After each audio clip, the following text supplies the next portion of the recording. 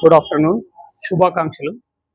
ఈరోజు ఇక్కడికి అనంతపురం రావడం ప్రధాన ఉద్దేశం ఏంటంటే హార్ట్ సంబంధించినటువంటి గుండె జబ్బులలో వచ్చినటువంటి అధునాతన చికిత్సా విధానాలు గురించి తెలియజెప్పడం, అట్లాగే కొన్ని ప్రివెంటివ్ ఆస్పెక్ట్స్ అంటే అవి రాకుండా మనం ఎటువంటి జాగ్రత్తలు తీసుకోవాలి అనేది తెలియజెప్పడానికి వచ్చాను. ఎందుకంటే ఈ మధ్య మన భారతదేశంలో కూడా బీపీ కానీ, షుగర్ కానీ, కొలెస్ట్రాల్, ఓవర్ వెయిట్, స్మోకింగ్ ఇట్లాంటివన్నీ మనం ఎక్కువగా చూస్తున్నాం. దీనివల్ల ఏంటంటే గుండె జబ్బులు, ముఖ్యంగా కరోనరీ ఆర్టరీ డిసీజ్ అనేది ఎక్కువగా అవుతుంది.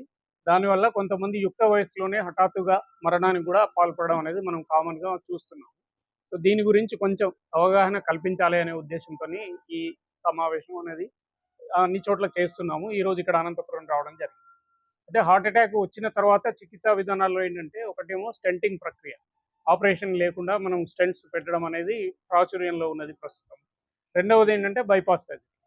సో బైపాస్ సర్జరీ అయిన తర్వాత చాలామంది ఏమనుకుంటారంటే ఇంకా అయిపోయింది, చికిత్స అయిపోయింది, వేరే అపెండిక్స్ లాగా అట్లా అనుకుంటారు. అవేంటంటే ఒకసారి చేస్తే పర్మనెంట్ సొల్యూషన్. కానీ బైపాస్ సర్జరీ చేసిన తర్వాత కూడా పేషెంట్కి మళ్ళీ ప్రాబ్లం వచ్చే అవకాశం ఉంటుంది. అది చాలామందికి తెలియదు. అందువల్ల ఏంటంటే బైపాస్ అయిన తర్వాత కూడా రెగ్యులర్ చెకప్లో ఉండటం అనేది అవసరం. ఒకసారి బైపాస్ అయిన తర్వాత బైపాస్లో ఏం చేస్తారంటే ఒకటేమో ఆర్టీరియల్ గ్రాఫ్టింగ్ ఉంటుంది, ఇంటర్నల్ ఆర్టరీ ఉంటుంది, మెమరీ ఆర్టరీ, దాన్ని బైపాస్ చేస్తారు. రెండవది ఏంటంటే కాల్లోంచి వెయిన్స్ తీసుకుంటారు. సో వెయిన్స్ ఏంటంటే తక్కువ ప్రెషర్ని తట్టుకునేటువంటివి. కానీ మనం ఇక్కడ బైపాస్ చేసినప్పుడు ఏంటంటే హార్ట్ ప్రెషర్ ఎక్కువ ఉంటుంది, 120/80 ఉంటుంది. అదే వెయిన్స్లో ఏంటంటే 10 మిల్లీమీటర్స్ అంతే ఉంటుంది. అంటే దాదాపు మనము 10 రెట్లు ఎక్కువ ప్రెషర్ తట్టుకోవాలి. అందువల్ల ఏంటంటే వెయిన్స్లో కూడా బ్లాకేజెస్ డెవలప్ అవుతాయి. సో అది జనరల్గా ఏంటంటే 50% of the vein grafts 10 years లోపల మూసుకుపోయే అవకాశం ఉంటుంది, అందులో బ్లాక్స్ ఏర్పడతాయి. సో అందువల్ల ఏంటంటే ఈ బైపాస్ అయిన తర్వాత కూడా ఎవ్రీ 5 ఇయర్స్ కానీ 10 ఇయర్స్ కానీ సిటీ యాంజియో కానీ యాంజియోగ్రామ్ కానీ చేసుకోవడం అవసరం.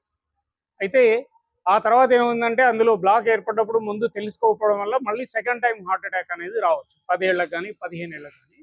అట్లా వచ్చినప్పుడు ఆ వెయిన్ గ్రాఫ్ట్లో స్టెంట్ పెట్టడం అనేది ఒక చికిత్సా విధానం. ఎందుకంటే మళ్ళీ రెండోసారి బైపాస్ అనేది ఎక్కువ ప్రాబ్లం అవుతుంది. అందులో కొన్ని టెక్నిక్స్ ఉంటాయి ఆ బైపాస్ చేసిన వెయిన్లోంచి వెళ్ళడానికి. దానిలో ఏంటంటే మనం ఇక్కడ వీరికి తిమ్మన్న గారు అని చెప్పేసి నియర్లీ 66 ఇయర్స్, వారికి 2008లో బైపాస్ అయింది. ఆ తర్వాత చెకప్లో ఉన్నారు కానీ ఈ యాంజియోగ్రాము ఇది చేసుకోలేదు వారు. అక్టోబర్లో మళ్ళీ హార్ట్ అటాక్ రావడం జరిగింది. సో ఇక్కడ యాంజియోగ్రామ్ చేసిన తర్వాత మొత్తం బ్లాక్ అయిందని చెప్పడం, వాళ్ళు తెలుసుకొని హైదరాబాద్కి రావడం, అక్కడ మెడికవర్ సికింద్రాబాద్లో వారికి వెయిన్ గ్రాఫ్ట్ లోపల ఇంట్రావాస్కులర్ అల్ట్రాసౌండ్ చేసి 2 స్టెంట్స్ను అమర్చడం జరిగింది. అది నవంబర్ 1వ తారీఖు నాడు చేశాము. దాని తర్వాత వాళ్ళు ఆరోగ్యంగా ఉన్నారు. అది ఆ విషయం గురించి ఒకటి చెప్పాలని. దాని తర్వాత బైపాస్ అయిన తర్వాత కూడా రెగ్యులర్గా యాస్పిరిన్, తర్వాత క్లోపిడోగ్రెల్, ఈ ఏవైతే బ్లడ్ థిన్నర్స్ ఉన్నాయో అవి వాడటము, కొలెస్ట్రాల్ అదుపులో పెట్టుకోవడము, అట్లాగే వేరే రిస్క్ ఫ్యాక్టర్స్ ఏమైనా ఉంటే, ఉదాహరణకి బీపీ కానీ షుగర్ కానీ ఉంటే అవి అదుపులో పెట్టుకోవడము, every yearly once at least checkups చేసుకోవడం అనేది అవసరం. సో ఈ విషయం గురించి కొంత అవగాహన కల్పిద్దామనే ఉద్దేశంతో ఈ సమావేశం చేశాము.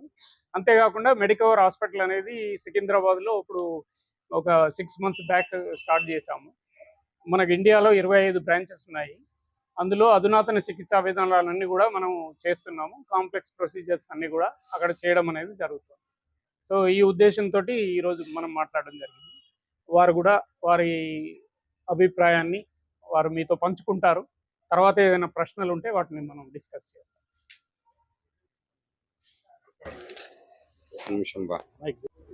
నాకు 48 సంవత్సరాల ఏజ్లో హార్ట్ అటాక్ వచ్చింది.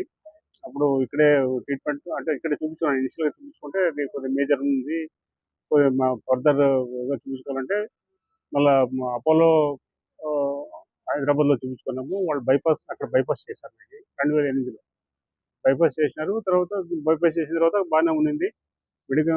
మెడిసిన్స్ కానీ, తర్వాత నార్మల్ ఎక్సర్సైజ్ అటువంటివి, నార్మల్ ఫుడ్ చేసుకుంటూనే ఉన్నాను. అయినా కానీ తర్వాత ఆల్మోస్ట్ 60-70 ఇయర్స్ తర్వాత మళ్ళీ నాకు ప్రాబ్లం వస్తే మళ్ళీ అంటే ఇక్కడ వీరి దగ్గరికి వీళ్ళ మేడం ఉంది, వారు శ్రీలక్ష్మి మేడం అని, వారి ద్వారా ఈ హాస్పిటల్కి పోవడం జరిగింది. లక్కీగా ఏమంటే నాకు మంచి సీనియర్ మోస్ట్ డాక్టర్ నాకు ట్రీట్మెంట్ చేయడానికి దొరికారు, సార్ ప్రమోద్ కుమార్ గారు. వారు మంచి సుమారుగా చెప్పారు, చూశారు మొత్తం. చూసిన తర్వాత అది ఆల్రెడీ బైపాస్ అయింది కాబట్టి దాంట్లో చేయడం అంటే మామూలు జూనియర్స్ చేసే అది కాదు, అది ప్రక్రియ కాదు, అది సీనియర్ మోస్ట్ చేయాల్సింది. అది సార్ చాలా బాగా ట్రీట్ చేశారు నన్ను. అది దాంట్లో 2 స్టంట్లు సుమారు ఆల్మోస్ట్ 2 ఇంచులు పొడవు అది, 2 కలిపి 2 ఇంచులు, ఆల్మోస్ట్ 2 ఇంచులు పొడవు అది. అది 2 కలిపితే అంత స్టంట్ వేశారు, అంత స్టంట్ వేసి చేశారు. తర్వాత అది వాళ్ళ హాస్పిటల్కి పోయినప్పుడు ముందు కానీ తర్వాత కానీ చాలా మంచి ట్రీట్మెంట్ ఇచ్చారు. మంచి ఆ, వాళ్ళ స్టాఫ్ కానీ అంతా బాగా చూసుకున్నారు. తర్వాత నాకు ఏ విధమైన ఇబ్బంది లేకుండా హ్యాపీగా ఉంది. ఇక్కడ అనుకోండి, తిమ్మన నా పేరు.